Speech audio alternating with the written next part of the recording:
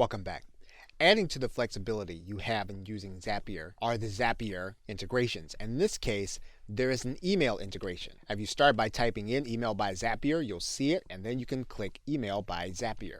Email by Zapier can either be a trigger or it can be an action.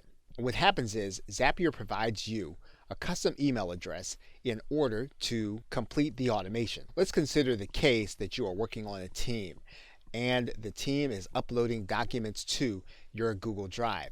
And what you want to know is when those files actually are being uploaded.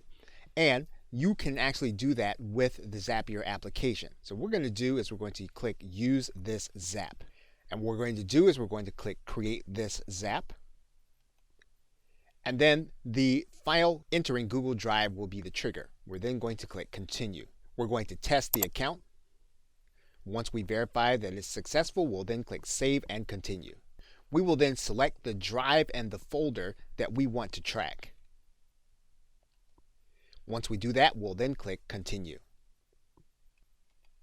To test the process, we'll need to make sure we have at least one file in the folder. We'll then click Fetch and Continue. Once we verify that our test is successful, we'll then click Continue. Now we're going to use the Zapier action and we're going to click Continue. And we're going to write in a comma-separated list of emails. We are limited to 5. We're actually just going to place 1 here for purposes of this video. We have a subject, a body, and an attachment, so we'll now click Continue. Our information is now ready. We can now click Send Test to Email by Zapier. And now we'll click Finish.